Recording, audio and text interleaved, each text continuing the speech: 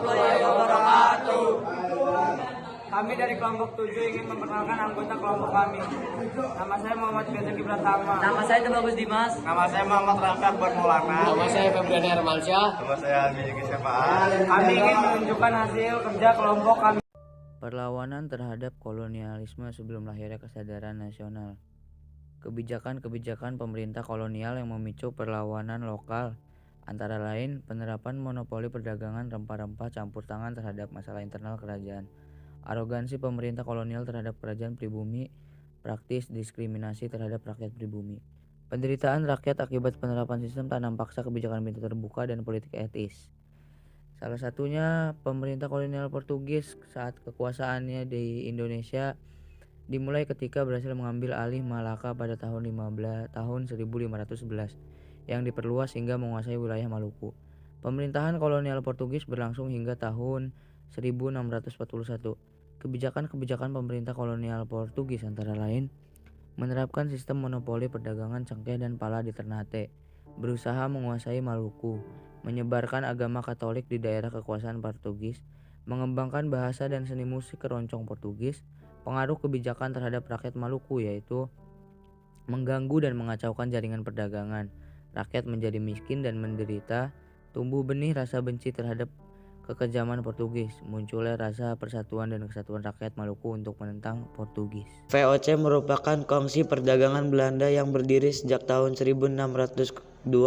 Kebijakan-kebijakan ini VOC di Indonesia sebagai berikut: menguasai pelabuhan-pelabuhan dan mendirikan benteng untuk melaksanakan monopoli perdagangan, pelaksanaan politik divide et impera, adu domba untuk menguasai kerajaan-kerajaan pribumi, pengangkatan gubernur jenderal untuk memperkuat kekuasaan VOC, pelaksanaan hak oktroy, memindahkan markas VOC yang semula di Banten dan Ambon ke Jayakarta, Batavia, melaksanakan pelayanan hongi, adanya hak ekstirpasi yaitu hak untuk membinasakan tanaman rempah-rempah yang melebihi ketentuan, menerapkan verplicht leverantin, penyerahan wajib dan prianger stelsel yaitu kewajiban rakyat priangan untuk menanam kopi.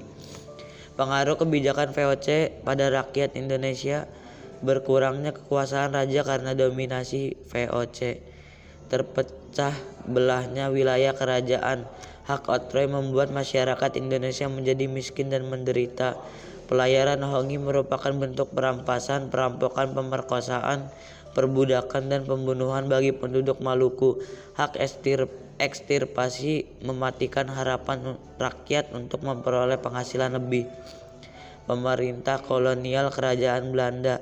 Kebijakan ini dimulai ketika Belanda berada di kekuasaan Perancis pada masa pemerintah Napoleon Bonaparte. Kebijakan yang paling terasa akibatnya adalah pemerintah kolonial kerajaan Belanda.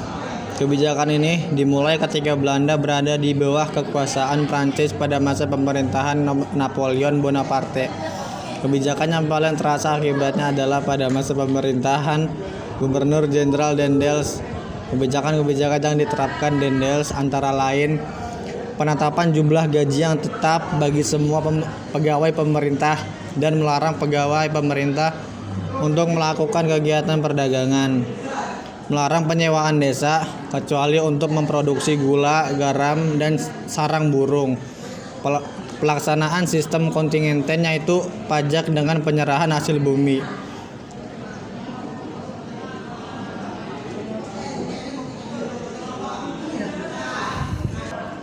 penerapan verplicht leverantin yaitu kewajiban menjual hasil bumi hanya kepada pemerintah kerajaan Belanda dengan harga yang telah ditetapkan. Penerapan sistem kerja rodi, pembangunan jalan raya pos dari Anyer sampai Panarukan, membangun pelabuhan-pelabuhan dan membuat kapal perang, penjualan tanah rakyat kepada pihak swasta, pengaruhnya bagi rakyat Indonesia.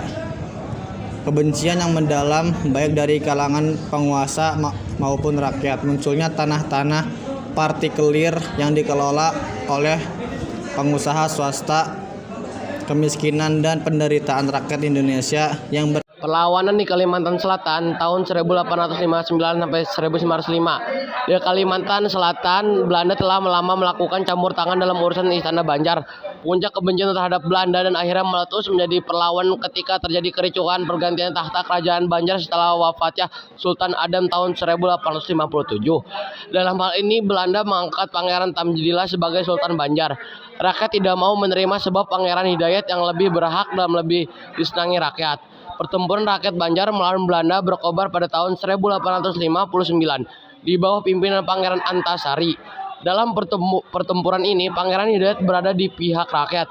Tokoh-tokoh lain dalam pertempuran ini antara lain Kiai Demang Leman, Haji Nasrun, Haji Bayusin, Temunggung Suropati, dan Kiai Langlang. Pasukan Antasari menyerbu pos-pos Belanda yang ada di Martapura dan Pangron pada akhir April 1859. Di bawah pimpinan Kiai Demang Leman dan Haji Bayusin pada bulan Agustus 1859, pasukan Banjar berhasil merebut benteng Belanda di Tabanio. Ketika merebut benteng Belanda di Tabanio, pertempuran sedang berlangsung. Belanda memecat Pangeran Hidayat sebagai Mangkubumi karena menolak untuk menghentikan perlawanan.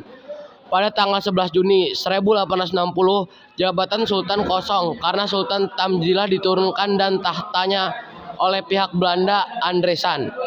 Dan jabatan Mangkubumi dihapuskan. Dengan demikian kerajaan Banjar dihapuskan dan dimasukkan dalam wilayah kekuasaan Belanda. Pertempuran terus meluas ke berbagai daerah seperti Tanah Laut, Barito, Hulu Sungai Kapuas, dan Kahayan.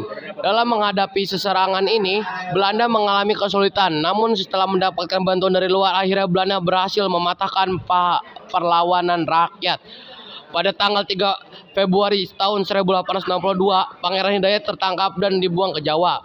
Pangeran Antasari yang pada tanggal 14 Maret 1862 diangkat oleh rakyat sebagai pemimpin tertinggi agama Islam dengan gelar Penambaham Amiruddin Khalifatul Mukminin.